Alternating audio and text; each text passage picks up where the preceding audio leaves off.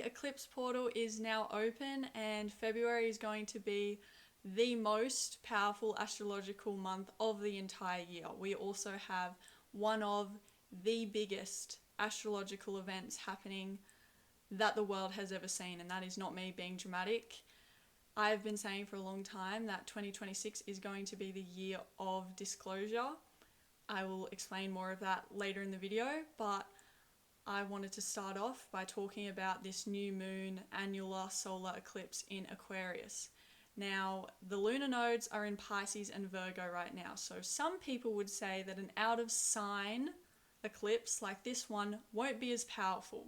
I strongly disagree with everything else happening around it as well. This is a very potent eclipse. Annular solar eclipses are not subtle, even if they're out of sign, especially because the modern ruler of Aquarius is Uranus, and that is not a subtle energy body at all. Uranus has just gone direct earlier in February, so it's picking up momentum again, and it's also squaring this eclipse, squaring it in Taurus. Now, Uranus is in Taurus only for another few months, and then it's moving into Gemini, so this is one of its final activations. Now, Uranus is already known as the shocking wild card energy. It being the ruler of an eclipse, which eclipses are already known to be a wild card energy, like it's twice as much wild card. Expect the unexpected, expect sudden shifts and pivots, but know that they are all fated and aligning you with your destiny, because that's what the eclipses are all about. Because Aquarius is out of sign, this is where the lunar nodes are heading. At the end of July, August is when the lunar nodes will shift into Aquarius and Leo axis. So this is kind of giving us a sneak peek of what's to come later this year. So pay attention to the themes that come up, because right now this eclipse is targeting a different area of your chart. It will not be linked to the eclipse season that you had last year. It will be targeting a new area of your life, an area that has not been hit in over 9 years.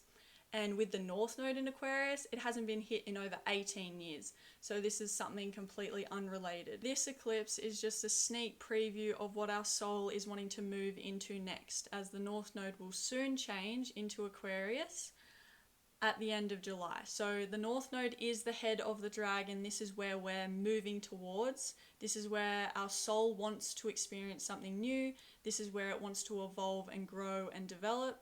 There is something coming up in this eclipse, something that we need to realign or clean up or clear up, so we're ready when the lunar nodes shift at the end of July. There is something that we need to prepare ourselves for, and we will then be able to fully embrace it later in the year. So this eclipse is just clearing the way for something, but with it being ruled by Uranus, it's going to be abrupt and disruptive and shocking. This eclipse is also conjuncting Mars in Aquarius, so this is going to feel like a massive initiation. It's going to be volatile, it's going to be quick. The endings and the beginnings will happen in rapid time, and it will be a radical reset of this area of your life. And that is Aquarius. Aquarius is radical, it is rebellious, it is the revolutionary. So expect shocking news, expect radical awakenings and realizations, and expect to be thinking about something outside of the box, outside of the norm, something that is outside of our current reality, because that is what Aquarius is. Aquarius is future focused, and this is a really powerful time for you to tap into the quantum field, the field of infinite possibilities, where we can tap into a future version of self that is not yet here, but we can tap into the vision of it and really connect to a new timeline of potential, whether that is showing up physically in your life or whether that's a feeling or a vision. We can just tap into a new identity and a new possibility of, and just have that taste of what's to come. Then you have to come back to reality, because the other ruler of Aquarius is Saturn. that is the realistic planet. What are the steps that you need to take in order for you to get to that future reality that you desire? And you are going to be confronted with everything that you need to work on, everything that's standing in your way, everything that's holding you back from that future vision, that future identity, that person that you want to become. So you're going to get that reality check from Saturn as well, in order for you to know how to shift into that timeline, especially because it's conjuncting Mars. There is going to be this, radical awakening of what needs to end in order for you to move forward into this change, into this new area of your life. And it's going to begin and end very abruptly because of the energies around this eclipse. But I really like this energy because you can tap into that future vision. It can show us the possibility of our life moving forward, and then we can come back and get back to work, which is perfect because we're stepping into the year of the horse. The year of the fire horse is happening the same day as the eclipse. This doesn't happen all the time. Like last year, we had the eclipses after the new year. The fact that it's happening on the same day just makes it even more potent. Whatever new thing is coming into your life just has even more momentum and more energy behind it. So we are already feeling this new path, that we are being pushed into a new direction. And with it being in Aquarius, it's breaking us out of complacency. It's breaking us out of any type of conformity and really pushing us into a brand new area of transformation. So we are now looking forward to the future, and the new is coming whether you like it or not. This is where your soul wants to go, wants to evolve, and wants to expand in. And you're either going to get dragged by the heels or you're going to dive right in. Up to you. I say that every eclipse. But because this is an out of sign eclipse, I also want to look at what the North Node in Pisces is doing, and it is making an exact conjunction to Venus in Pisces. Venus is exalted in Pisces. It loves being there. It's one of her best, she's in her best expression and the best version of herself. So this is really supportive energy to have when we're having this shocking, crazy, wild card, fast eclipse energy. So I really like that this is happening at the same time. It'll just bring more balance and harmony and support, protecting you from any worst case scenarios. You still might get shocking news right now, but it won't be terrible or devastating. And whatever happens is meant to happen. Trust that.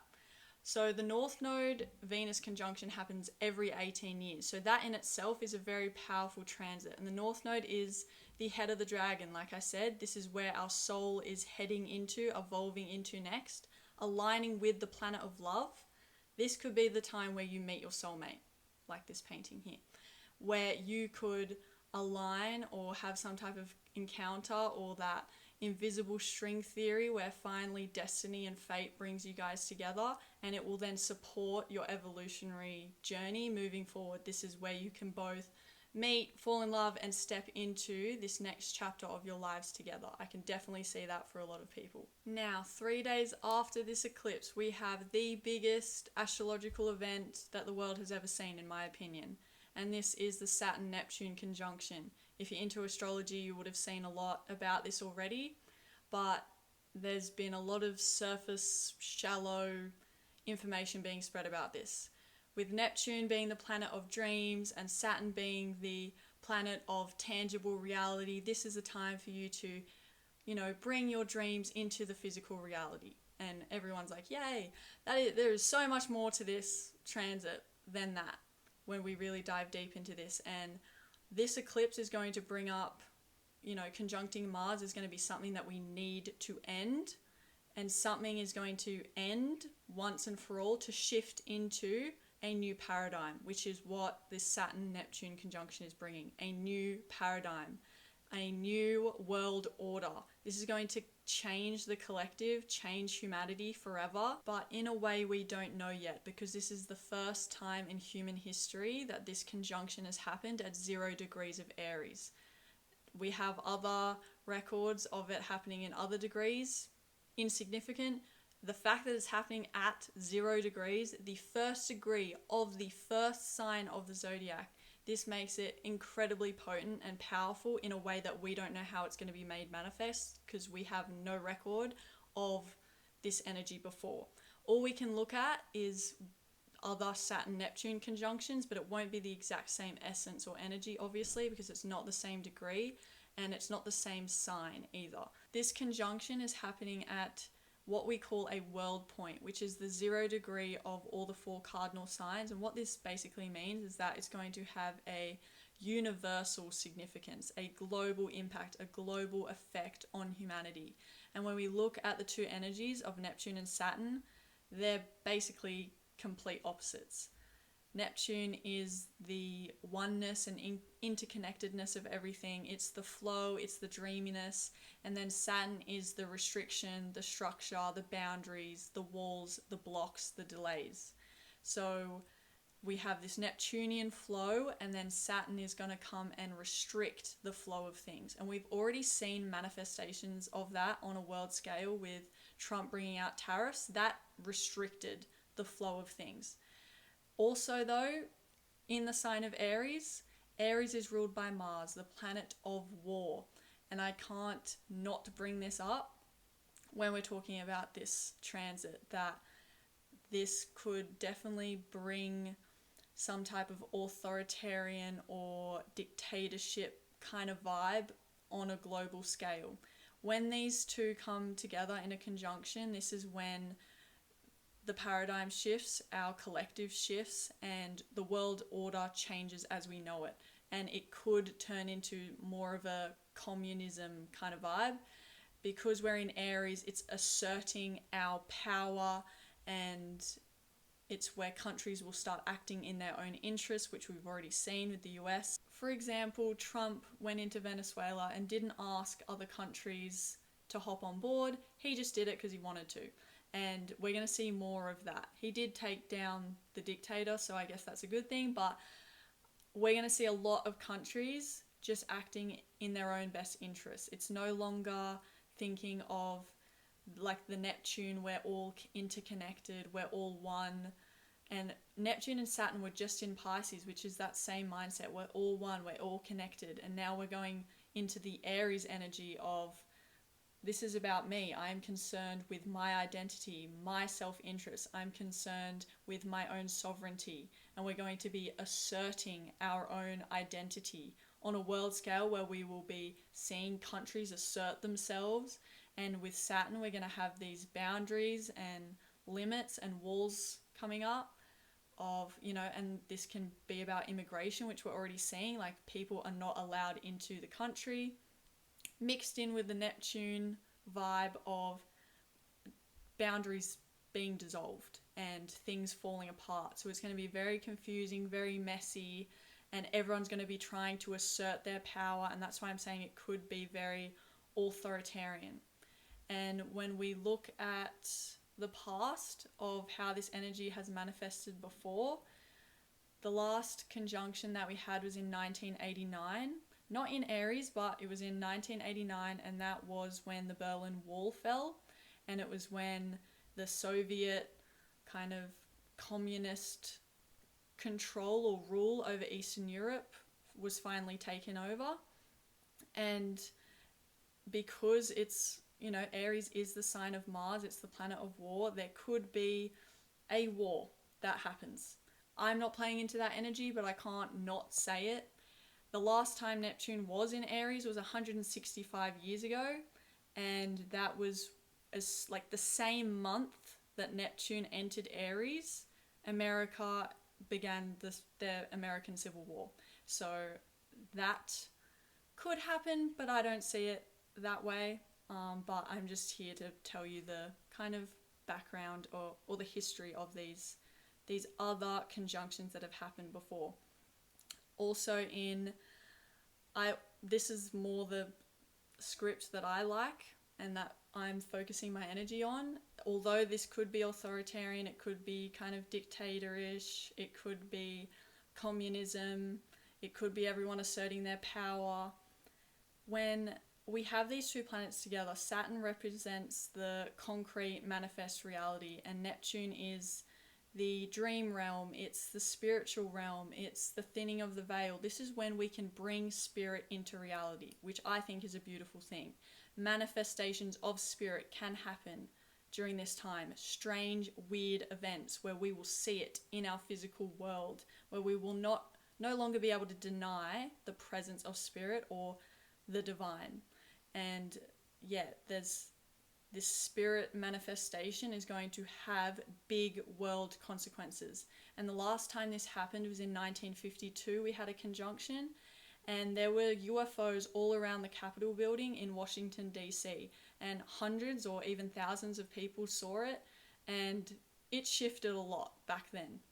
So I can definitely see that coming back around, where this Neptune is connected to other dimensions and other realities and multi-dimensional beings. So that could be coming into manifestation, where we could be seeing aliens and realizing that we are not the only intelligent beings out there. And we're not the only intelligent beings involved in this planet, is something to note as well. This is going to be a shift in our consciousness around what we believe, our spiritual beliefs, but also just like how the world works, how the universe works could shift, because there could be beings coming from other star systems. We could see spiritual forces being made manifest physically. Also, revelations around Egypt, which has already started coming out, by the way. I can see more of that happening. More connections around ancient civilizations like Atlantis and Lemuria. More people are getting into that now, and it's going to get more and more popular as we go. And realizing that there are previous cycles of civilizations and humans that were a lot more advanced than us, and we could be shifting into more advancement in technology and things like that, where we're connecting to the ancient history, we're connecting to aliens, we're connecting to UFOs, we're connecting to spirit, and we're shifting collective beliefs about what is actually possible. There's also been reports on other conjunctions that people have seen fallen angels. In 1917 we had a Saturn-Neptune conjunction, and this crazy thing in Portugal happened called the Miracle of the Sun, where about 70,000 people estimated saw the sun spin at a rapid rate and was shooting all these multicolored lights down to earth, and they thought the sun was falling down on them. Now, that people thought it was a divine miracle or some crazy spiritual thing to have happened to them. Other people thought that it was a mass hallucination. Now, for 70,000 people to see the same thing, I don't know if I believe that. I'm definitely into all the spiritual stuff, but they ended up closing it and just saying that it was an unknown atmospheric event, and then no one ever spoke about it again. But the collective that saw it, it completely changed their spiritual beliefs from then on. So I can definitely see something really exciting happen around aliens or UFOs or spirit being made manifest, that I really like the sound of. So because it's in Aries, people are saying this could mean another civil war or World War III. I'm not playing into that. I see it more as a spiritual revolution that's going to happen. Some people are saying it's a spiritual war or an energetic war, but I see it as a spiritual revolution where we can no longer deny the reality of spirit. And Western science and ways of thinking have been extremely materialistic, and that is now going to be overturned. It's going to be we're going to get to a point where we cannot deny the divine and spirit anymore, which I have been waiting for a long time. So I'm excited for that. But this could lead to a global spiritual crisis, and then that will lead to a rebirth and a new beginning on a collective level. But that spiritual crisis might not be the most fun energy. It might, seeing aliens, which is a possibility under this type of energy, this transit, that could scare a lot of people. But even if it's scary, we are in this archetype of Aries, which is courageous and heroic and brave and bold, and it faces things head on. And with Neptune in Aries, like Neptune in Aries is known as the spiritual warrior. It is where boundaries can still be blurred, yes, but we can tap into our own power and ambition and drive and our individualism, which isn't always a good thing, but sometimes it is. This is a real big shift, though, from Neptune in Pisces that's been there since 2011, and now it's shifting into Neptune in Aries.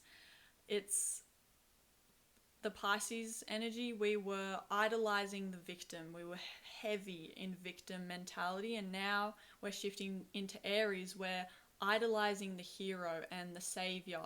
And yeah, while in Pisces we were just kind of stuck in victimhood. This can be a good thing, but it can also manifest not that great either if we're idolizing a savior or a hero, or, you know, for example, like Jesus, everyone looking to Jesus to save them. That's actually taking you out of your power and disempowering you. He sent us the message that you can do everything I can. It was never about him being the savior. We were all the savior, and we are all prophets, and we all have that power within, and that's an awakening that we need to have. Also, Saturn is going into Aries only a couple days before the eclipse on the 14th of February. Sorry, I know I'm moving around with all the dates, but this is just something to know.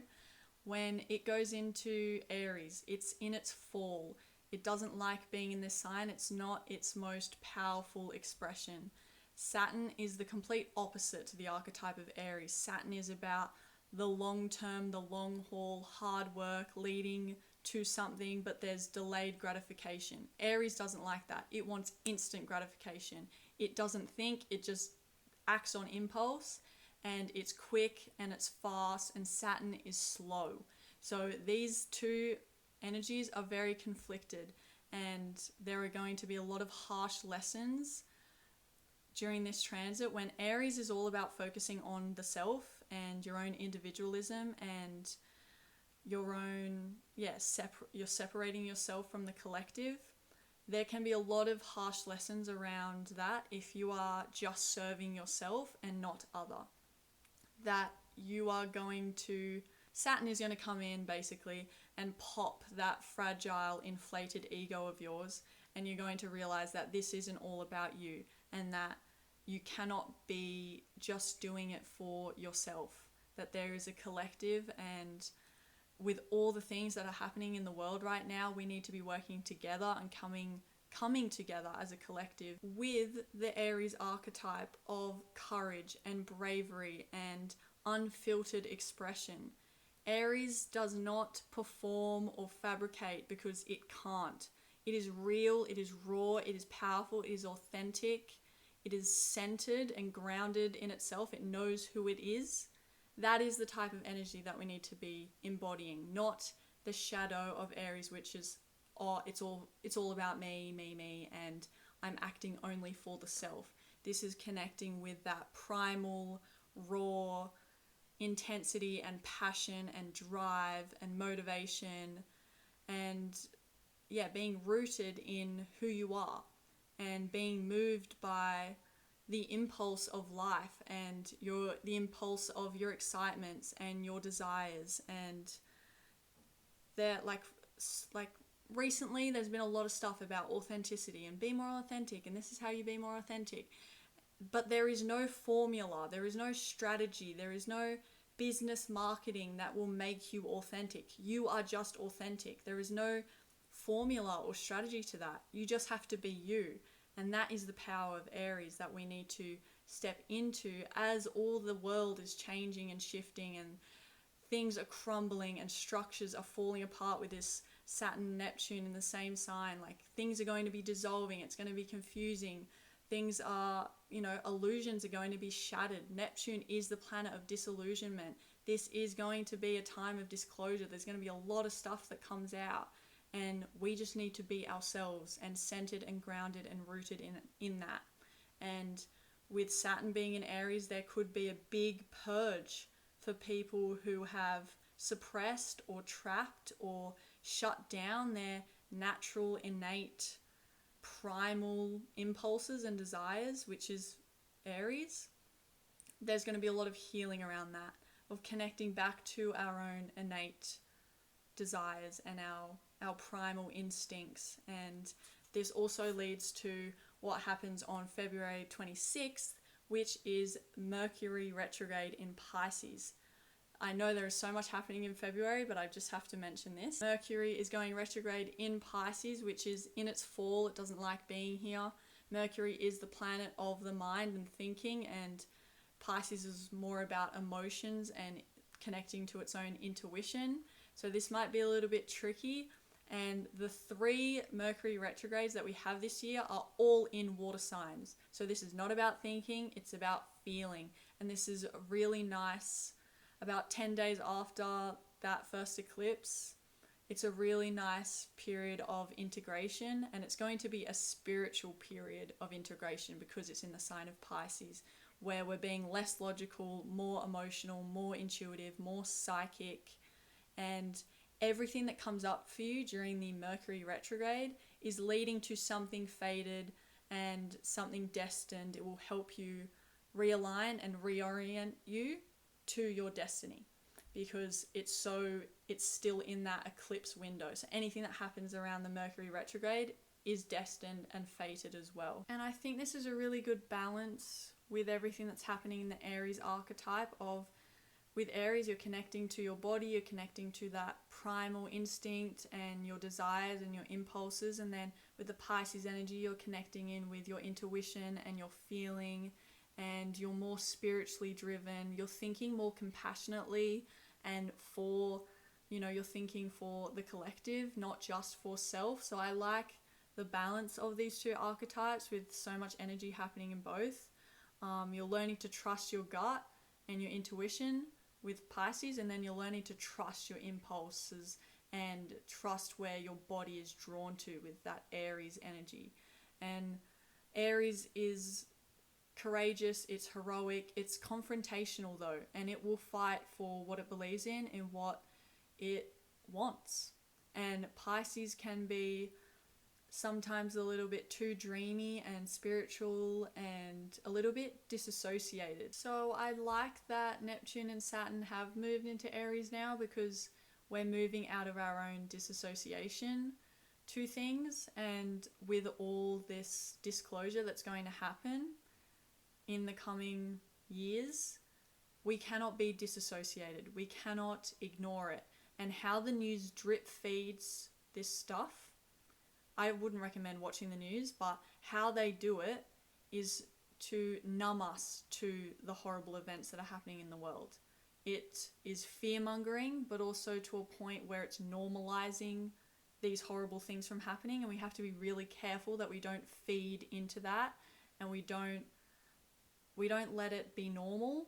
We don't let it, but we also don't disassociate from it either.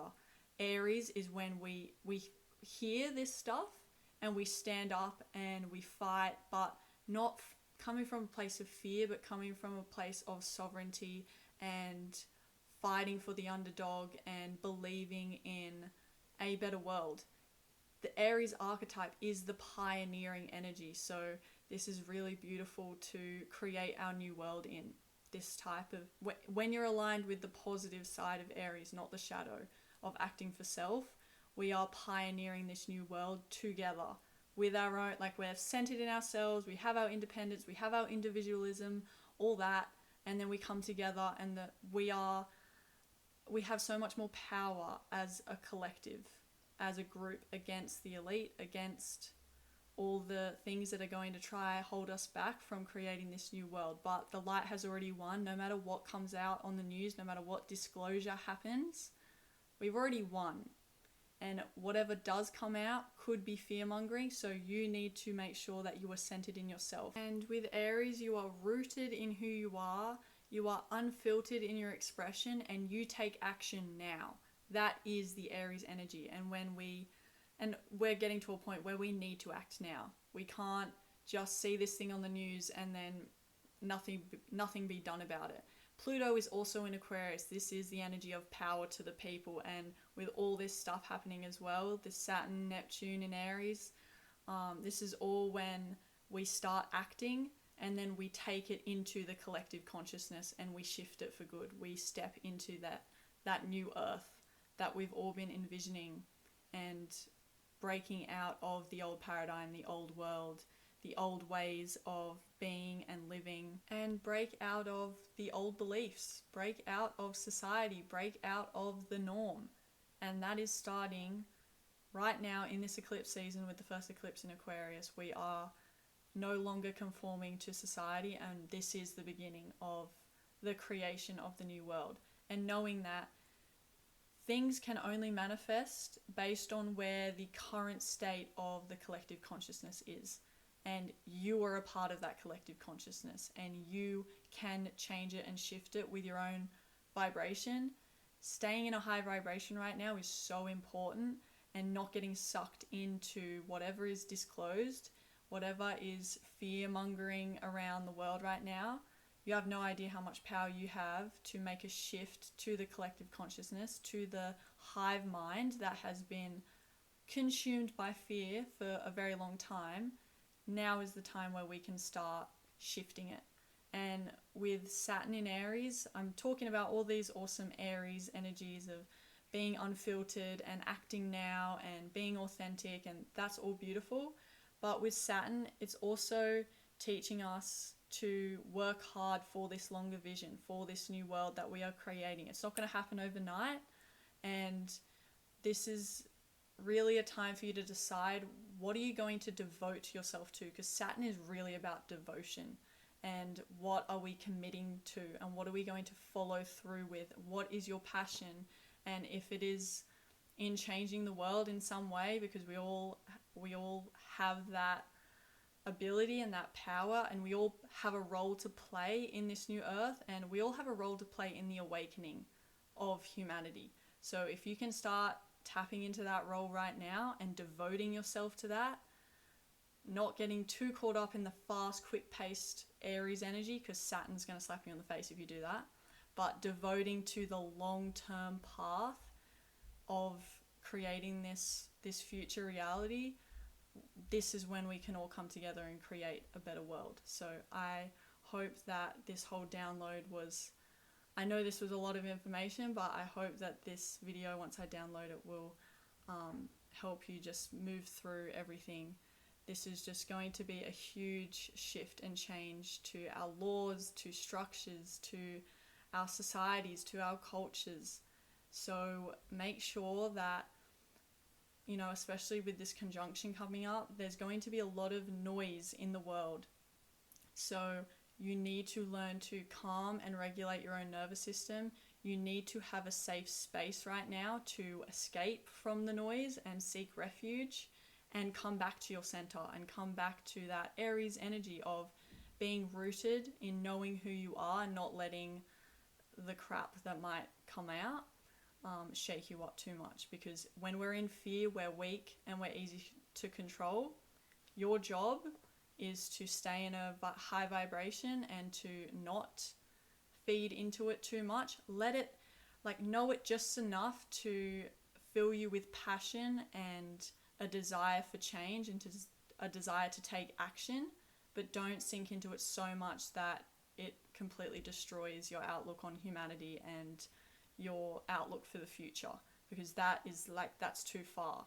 We can know it and say that is not okay. We don't want humanity to do this anymore. We don't like the way the world is headed. We're going to stand up and we're going to change this together.